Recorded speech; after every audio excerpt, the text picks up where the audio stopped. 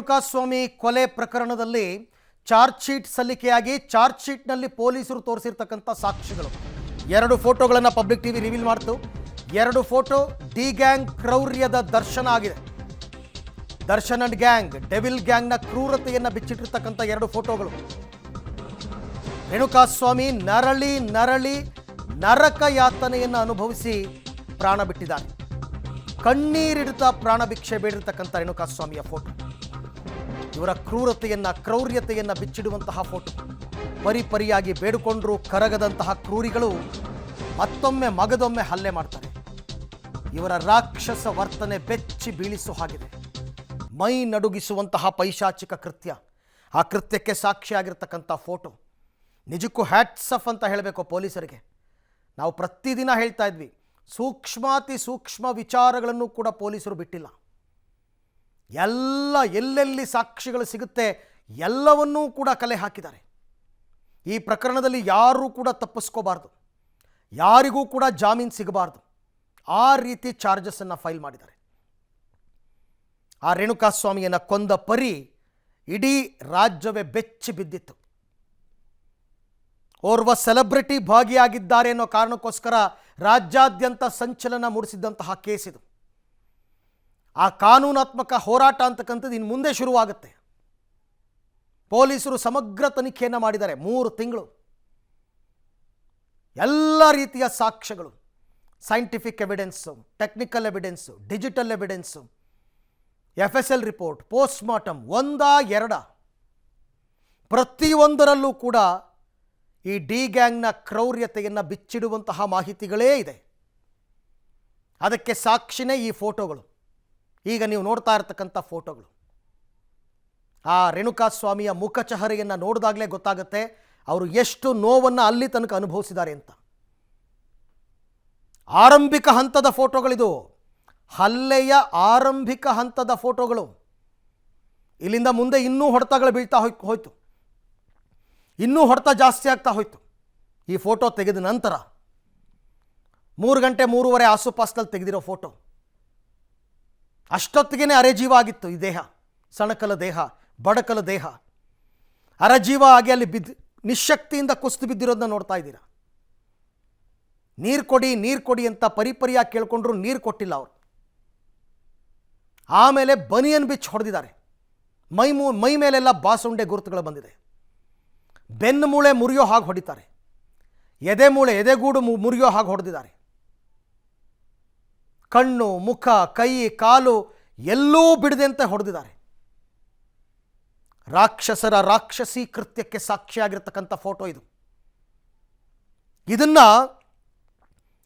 Court ಗಮನಿಸಬೇಕು ಅಂತಲೇ ಫೋಟೋಗಳನ್ನು ಹಾಕಿರ್ತಕ್ಕಂಥದ್ದು. ಜಾಮೀನುಗಳನ್ನು ಕೊಡುವಂತಹ ಸಂದರ್ಭದಲ್ಲಿ ಆಕ್ಷೇಪಣೆ ಸಲ್ಲಿಸಿದಾಗ ಸ್ಪೆಷಲ್ ಪಬ್ಲಿಕ್ ಪ್ರಾಸಿಕ್ಯೂಟರ್ ಇದನ್ನು ಕೋರ್ಟ್ನಲ್ಲಿ ಎಕ್ಸ್ಪ್ಲೈನ್ ಮಾಡ್ತಾರೆ. ಈ ಬಗ್ಗೆ ಮತ್ತಷ್ಟು ಮಾಹಿತಿ ನನ್ನ ಕೊಲೀಗ ಮುರಳೀಧರ್ ಅವರಿಂದ ಪಡ್ಕೊಳ್ಳೋಣ. ಎಸ್ ಮುರಳಿ, ಈಗ ಡಿ ಗ್ಯಾಂಗ್ನ ಕ್ರೌರ್ಯತೆಗೆ ಸಾಕ್ಷಿಯಾಗಿರ್ತಕ್ಕಂಥ ಈ 2 ಫೋಟೋಗಳು ನಿಜಕ್ಕೂ ಕೂಡ ಒಂದು ರೀತಿ ಸಂಚಲನ ಮೂಡಿಸುತ್ತೆ. ಇಲ್ಲಿ ತನಕ ಘಟನೆ ನಡೆದಿದ್ದು ಹೇಗೆ ಅಂತ ವಿವರಿಸ್ತಾ ಇದ್ವಿ, ಈಗ ಸಾಕ್ಷಿ ಸಮೇತ ತೋರಿಸ್ತಾ ಇದ್ದೀವಿ ನಾವು ಹೇಗಾಗಿದೆ ಅಂತಕ್ಕಂಥದ್ದು. ಇಂಥ ಜನರು, ಇಂಥ ಕಟುಕರು ಭೂಮಿ ಮೇಲೆ ಇರ್ತಾರಾ ಅನ್ನುವಂತಹ ಪ್ರಶ್ನೆ ಪ್ರತಿಯೊಬ್ಬರಿಗೂ ಮೂಡುತ್ತಲ್ಲ.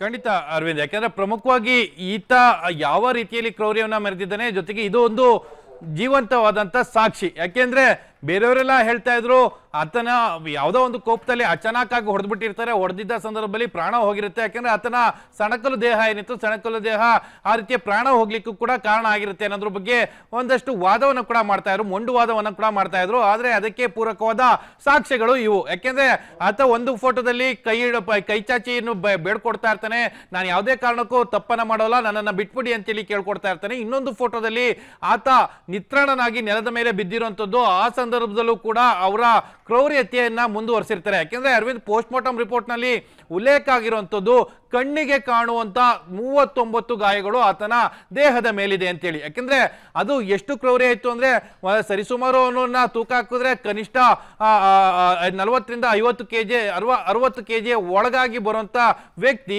ಆತನ ಮೇಲೆ 14 ಜನ ನಿರಂತರವಾಗಿ ಕ್ರೌರ್ಯನ್ನ ಮಾಡ್ತಾರೆ. ಜೊತೆಗೆ ಪೊಲೀಸ್ ಲಾಠಿ ಅಂದ್ರೆ ಚಾರ್ಜ್ ಶೀಟ್ ನಲ್ಲಿ ಕೂಡ ಅದನ್ನ ಉಲ್ಲೇಖವನ್ನ ಮಾಡಿದ್ದಾರೆ. ಪೊಲೀಸ್ ಪೊಲೀಸ್ ಒಂದು ಲಾಠಿ ಏನಿತ್ತು ಆ ಲಾಠಿಯ ಮುಂಬದಿ ಸಂಪೂರ್ಣವಾಗಿ ಛಿದ್ರ ಆಗಿರುವಂತದ್ದು ಅಷ್ಟರ ಮಟ್ಟಿಗೆ ಅವರ ಕ್ರೌರ್ಯ ಇತ್ತು. ಜೊತೆಗೆ ದೇಹ ಬೆನ್ನಿನ ಮೇಲೆ ನಿರಂತರವಾಗಿ ನೈಲನ್ ಹಗ್ಗ ಅಂತ ಏನ್ ಹೇಳ್ತೀವಿ ನಾವು, ಆ ಹಗ್ಗದಲ್ಲಿ ನಿರಂತರವಾಗಿ ಆತನ ಬೆನ್ನಿನ ಮೇಲೆ ಹೊಡಿತಾ ಹೋಗ್ತಾರೆ. ಈಗ ಸಿಕ್ಕಿರುವಂತ ಫೋಟೋದಲ್ಲಿ ಆತನಿಗೆ ಪ್ರಾಥಮಿಕ ಹಂತದಲ್ಲಿ ಅಂದ್ರೆ ಆತನನ್ನ ಶೆಡ್ಗೆ ಯಾವಾಗ ಕರ್ಕೊಂಡು ಬಂದು ಹೊಡೆಯೋ ಸಂದರ್ಭದಲ್ಲಿ ಆತನೇ ಕನ್ಫರ್ಮೇಶನ್ ಶೆಡ್ ನ ಒಳಗಡೆ ಇದ್ದಾನೆ ಅನ್ನೋದನ್ನ ತಿಳಿಸೋದಕ್ಕೆ ಆ ಫೋಟೋವನ್ನ ತೆಗೆದಿರುವಂತದ್ದು ಮತ್ತು ಅದನ್ನ ಕಳ್ಸಿಕೊಟ್ಟಿರುವಂತ ವಿಚಾರಗಳು ಈಗ ತನಿಖೆಯಲ್ಲಿ ಬೆಳಕಿಗೆ ಬಂದಿರುವಂತದ್ದು. ಅರವಿಂದ್, ಏನಂದ್ರೆ ಇಡೀ ಪ್ರಕರಣ ಯಾವ ರೀತಿ ಆಗ್ತಾ ಇದೆ, ಜೊತೆಗೆ ಯಾವ ರೀತಿಯಲ್ಲಿ ಅವರ ಕ್ರೌರ್ಯತೆ ಇತ್ತು, ಜೊತೆಗೆ ಯಾವುದಕ್ಕೆ ಪೂರಕವಾದ ಸಾಕ್ಷಿಗಳೇನೇನಿದಾವೆ, ಜೊತೆಗೆ ಆತನನ್ನ ಚಿತ್ರದುರ್ಗದಿಂದ ಅಪಹರಣ ಮಾಡೋದ್ರಿಂದ ಹಿಡಿದು ಆತ ಶವವನ್ನ ಬಿಸಾಡೋ ತನಕನೂ ಕೂಡ ಪೊಲೀಸರು ಎಲ್ಲದಕ್ಕೂ ಕೂಡ ತಾಂತ್ರಿಕ ಸಾಕ್ಷ್ಯಗಳು, ಅದಕ್ಕೆ ಪೂರಕವಾದ ಸಾಕ್ಷ್ಯಗಳನ್ನೆಲ್ಲ ಕೂಡ ಕ್ರೋಢೀಕರಿಸಿಕೊಂಡು ತನಿಖೆಯನ್ನ ಮಾಡಿದ್ದಾರೆ. ತನಿಖೆಯನ್ನ ಮಾಡಿ ಅದರಲ್ಲಿ ರೇಣುಕಾಸ್ವಾಮಿಯನ್ನ ಜೂನ್ 5ನೇ ತಾರೀಕಿನಿಂದ ಪವಿತ್ರ ಗೌಡ ಕೆಡ್ಡಕ್ಕೆ ಕೆಡವಕ್ಕೆ ಪ್ರಯತ್ನ ಮಾಡ್ತಾಳೆ. ಇನ್ಸ್ಟಾಗ್ರಾಮ್ ನ ಮೂಲಕ ಮೆಸೇಜ್ ಅನ್ನ ಮಾಡಿ ಆತನ ಫೋನ್ ನಂಬರ್ ಅನ್ನ ಕೊಟ್ಟು ಆತ ಕೆಡ್ಡಕ್ಕೆ ಬೀಳ್ತಾನೆ. ಅದಾದ ಬಳಿಕ ರಾಘವೇಂದ್ರ ಚಿತ್ರದುರ್ಗದಿಂದ ಒಂದು ಫೋಟೋವನ್ನ ತೆಗೆದು ರೇಣುಕಾಸ್ವಾಮಿಗೆ ಅಂದ್ರೆ ರೇಣುಕಾಸ್ವಾಮಿಯ ಫೋಟೋವನ್ನ ವಿನಯ್ಗೆ ಕಳಿಸ್ಕೊಡುವಂಥದ್ದು ರಾಘವೇಂದ್ರ. ಆತನೇ ರೇಣುಕಾಸ್ವಾಮಿ ಅನ್ನೋದನ್ನ ಐಡೆಂಟಿಫಿಕೇಶನ್ ಅನ್ನ ಮಾಡ್ಕೊಳ್ತಾರೆ. ಅದಾದ ಬಳಿಕ ಅಲ್ಲಿಂದ ಕಿಡ್ನಾಪ್ ಅನ್ನ ಮಾಡಿ ಸರಿಸುಮಾರು ಪಟ್ಟಣಗೆರೆ ಶೆಡ್ಗೆ 2 ಗಂಟೆ 2:30 ಆಸುಪಾಸ್ನಲ್ಲಿ ಬರ್ತಾರೆ. ಆ ಸಂದರ್ಭದಲ್ಲಿ ಆತನ ಮೇಲೆ ಮಾರಣಾಂತಿಕವಾಗಿ ಹಲ್ಲೆ ಪ್ರಾರಂಭ ಆಗುತ್ತೆ. ಅದಾದ ಬಳಿಕ ಸಂಜೆ 6 ಅಥವಾ 7 ಗಂಟೆ ಒಳಗಡೆ ಆತನ ಸಾವು ಸಂಭವಿಸಿದೆ ಅನ್ನೋದ್ರ ಬಗ್ಗೆ ಕೂಡ ಉಲ್ಲೇಖ ಆಗ್ತಾ ಇರೋಂಥದ್ದು. ಅಂದ್ರೆ ಇಷ್ಟು ಕ್ರೂರವಾಗಿ ಆತನ ಮೇಲೆ ಹಲ್ಲೆಯನ್ನ ಮಾಡ್ತಾರೆ. 39ಕ್ಕೂ ಹೆಚ್ಚು ಗಾಯಗಳು ಆತನ ದೇಹದ ಮೇಲೆ ಕಾಣಿಸ್ತವೆ. ಆದ್ರೂ ಕೂಡ ಅಲ್ಲೊಂದು ವಿಕೃತಿಯನ್ನ ಮೆರೀತಾರೆ. ಆತನಿಗೆ ಬಲವಂತವಾಗಿ ಊಟವನ್ನ ತುರುಕುವಂತ ಪ್ರಯತ್ನ, ಅಂದ್ರೆ ಅವರು ಬಿಯರ್ ಅನ್ನ ಕುಡಿತಾ ಇರ್ತಾರೆ, ಕುಷ್ಕವನ್ನ ತಿಂತಾ ಇರ್ತಾರೆ. ಆ ಸಂದರ್ಭದಲ್ಲಿ ಆತನಿಗೆ ಊಟ ಮಾಡಿಸುವಂಥದ್ದು, ಆತನನ್ನ ಬಾಯಿಗೆ ಅನ್ನ ತುರುಕುವಂತ ಪ್ರಯತ್ನಗಳನ್ನು ಕೂಡ ಮಾಡಿದ್ದಾರೆ ಅನ್ನೋದ್ರ ಬಗ್ಗೆ ಪೋಸ್ಟ್ ಮಾರ್ಟಮ್ ರಿಪೋರ್ಟ್ ನಲ್ಲಿ ಗೊತ್ತಾಗ್ತಿರೋಂಥದ್ದು. ಯಾಕಂದ್ರೆ ಆತ ಸಾವು ಸಂಭವಿಸೋದಕ್ಕಿಂತ ಮುಂಚೆ ಎಷ್ಟು ಗಂಟೆ ಮುಂಚಿತವಾಗಿ ಆತ ಆಹಾರವನ್ನು ಸೇವಿಸಿದ ಅನ್ನೋದು ರಿವೀಲ್ ಕೂಡ ಆಗಿದೆ. ಅದು ಸರಿಸುಮಾರು 5 ಅಥವಾ 5:30 ಆಸುಪಾಸ್ನಲ್ಲಿ ಆತ ದೇಹಕ್ಕೆ 1 ತುತ್ತು ಅನ್ನವನ್ನ ಸೇವನೆ ಮಾಡಿದ್ದಾನೆ ಅನ್ನೋದು ಪೋಸ್ಟ್ ಮಾರ್ಟಮ್ ರಿಪೋರ್ಟ್ ನಲ್ಲಿ ಉಲ್ಲೇಖ ಆಗಿರುವಂಥದ್ದು.